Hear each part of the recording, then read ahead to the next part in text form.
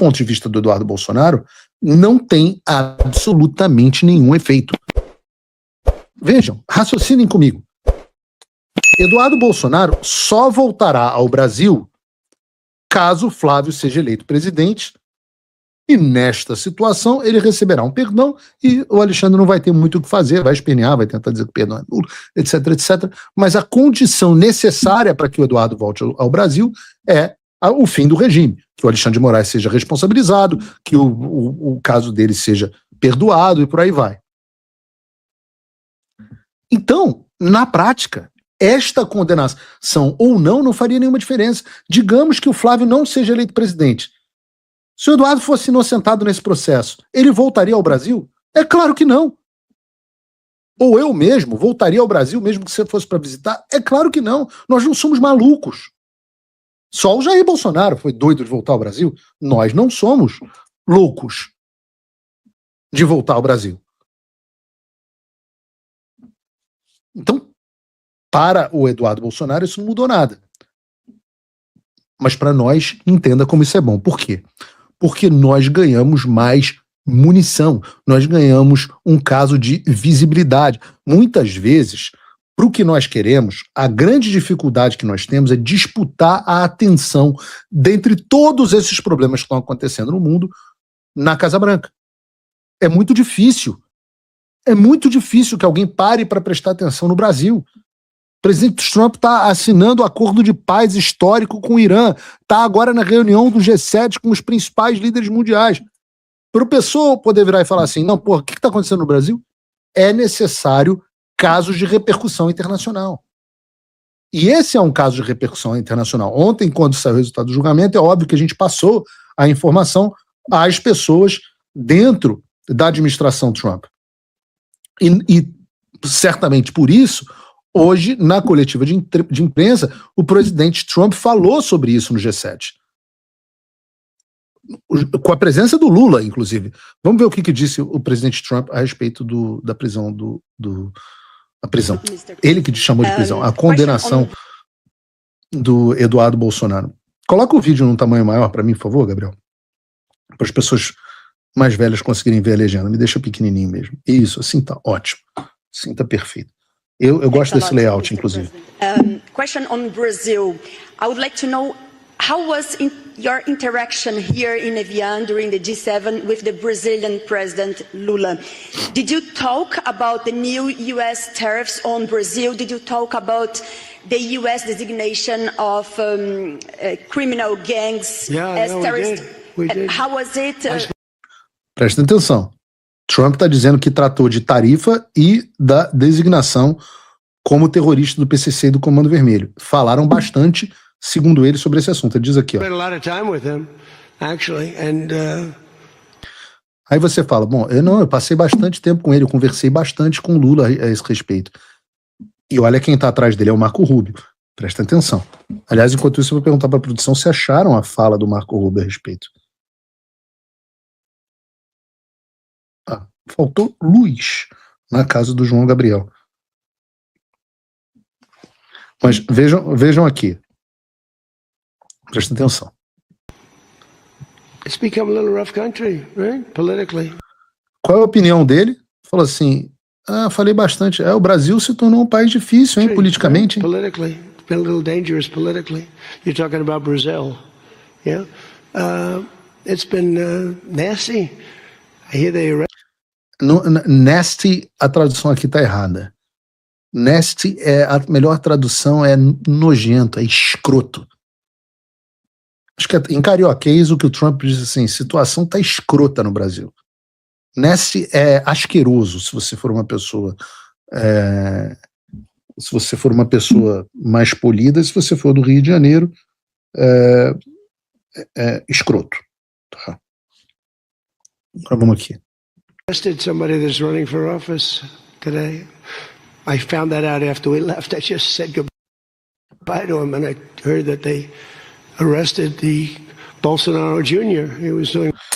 E aqui, claramente, o Trump terminou a reunião com Lula e alguém que recebeu as informações que nós já passamos chegou para ele com a informação: olha, condenaram criminalmente o Eduardo Bolsonaro.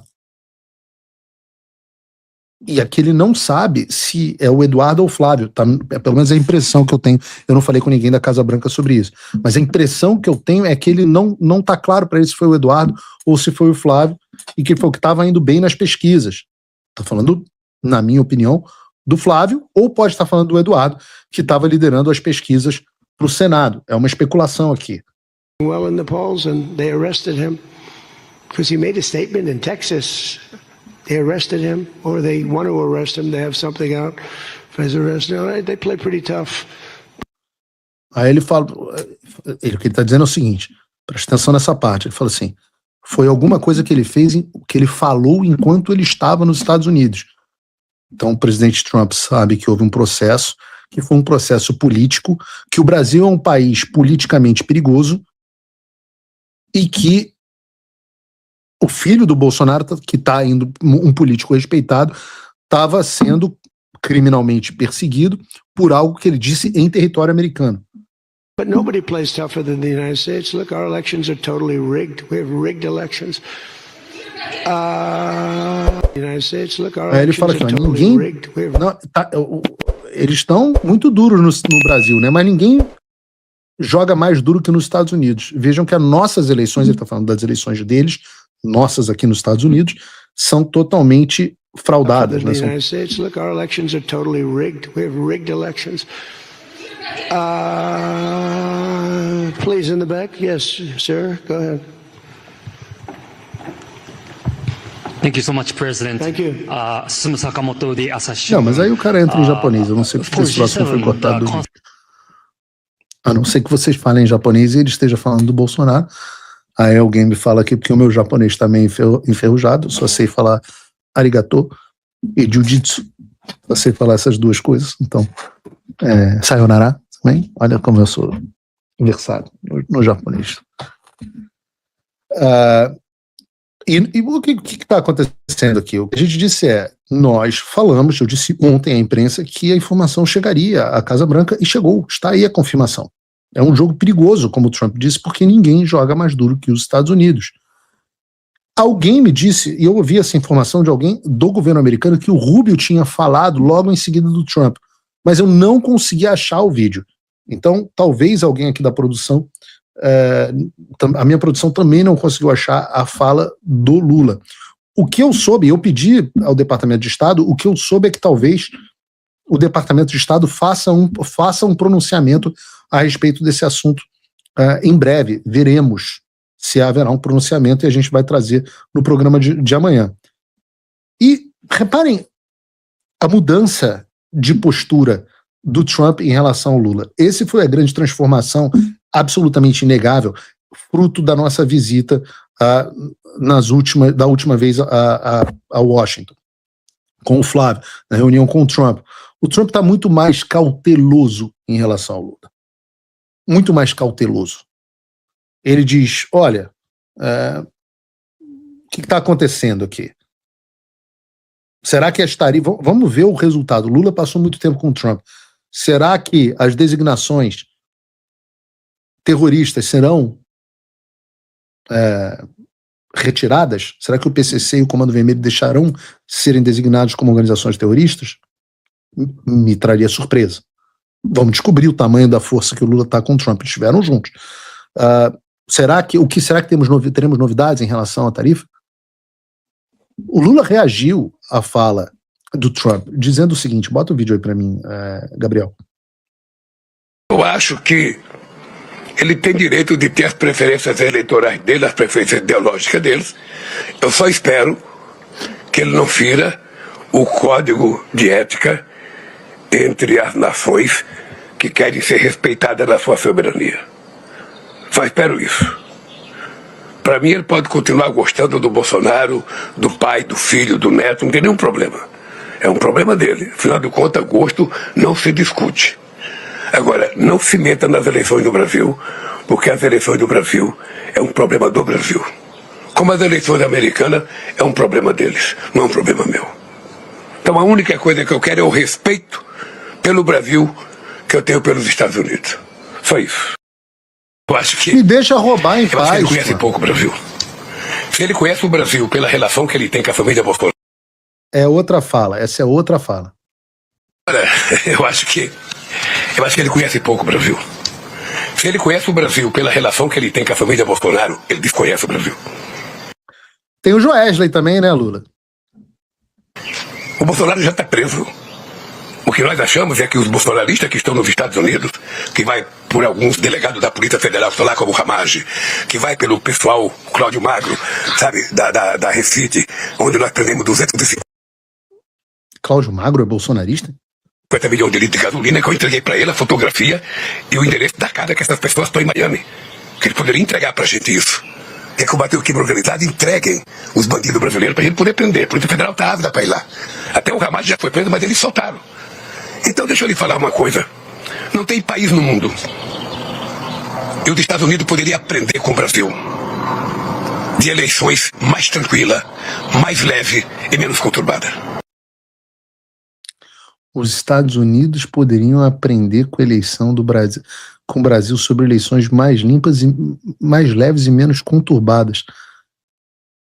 Mais de 2.500 pessoas presas depois da eleição. Jornalistas censurados, centenas de exilados. Rede social derrubada, X saindo do país. Bom, o que o Lula está dizendo? Que o Trump precisa botar mais gente na prisão, é isso? Quando elas questionam o sistema eleitoral? Ora, Lula, falando assim, nem parece que 43% dos brasileiros desconfiam das maquininhas. 43%. A gente quer dar aula para os Estados Unidos, o sistema americano é uma vergonha. Mas a gente quer dar aula? E claro, a repercussão internacional foi em diversos veículos. O Mário Noffa falou isso, falou sobre isso. Vários veículos estão falando sobre isso. Hoje o Matt Gaetz está pedindo para participar do programa dele. Eu acho que talvez vá participar o Eduardo em vez de mim, não tem problema, é a mesma coisa. Mas várias autoridades, inclusive o Matt Schlapp e o CPAC, também falaram a respeito. O Matt Schlapp escreveu assim: estamos indignados, mas não desanimados com a notícia vergonhosa da condenação de Bolsonaro, SP Eduardo Bolsonaro, por acusações falsas que representam mais uma lawfare da esquerda. Orem pela família Bolsonaro e levantem-se contra a tirania onde quer que a encontrem. Fiquem atentos. O perfil do CPAC fez uma declaração muito mais longa, que o João Gabriel esqueceu de botar no meu roteiro inteiro. Então, está pela metade. Deixa eu ver se eu acho aqui. Porque não está traduzida para mim. Está assim: já o perfil do CPAC, 2 pontos, vazio. Deve ter entrado no roteiro depois de eu ter baixado o roteiro. Baixei o roteiro no meio da nossa contagem. Eu não vou entrar nesse detalhe porque a gente tem muita coisa para falar, mas o CPAC também fez uma declaração longa, está no meu perfil do X. Né? O ponto nessa história é o seguinte: vamos voltar aos nossos pontos centrais. Você pode estar se perguntando assim: por que o Alexandre continua fazendo o que ele faz? Você tem 2 razões. Né? Primeiro, que o Alexandre tem tanta raiva da gente que ele não consegue se controlar. Você pode chamar isso, inclusive, de uma forma de possessão demoníaca. Né? Quando a pessoa se torna controlada pelo seu ódio, isso é um tipo de possessão demoníaca. A própria Bíblia fala isso do rei Saul, por exemplo. Né? E das vezes que ele atentou contra a vida do Davi, ele atentou porque estava possuído por um demônio. Curiosamente, hoje eu estava tendo uma reunião, uma conversa com uma pessoa da Angel Studios que fez o The Chosen e tal, e eles são muito cristãos. The Chosen, Sound of Freedom, etc. Eu estava numa reunião com eles e o cara falou assim: poxa, aquele juiz de vocês parece que é endemoniado, né? Aí eu falei: caramba, que coincidência você está falando isso, porque eu escrevi exatamente isso para o meu roteiro de hoje. Aí citei esse caso, né? Porque a Angel Studios também fez o espetacular desenho do rei Davi. Ele falou assim: é verdade, parece mesmo. Vejam a fama, né, do Alexandre de Moraes. Então existe um aspecto demoníaco nessa história. Mas, além disso, o Alexandre tem certeza de que no Xandaquistão ele faz o que ele quiser. Ele pode ser vítima, julgador, não vai acontecer nada com ele.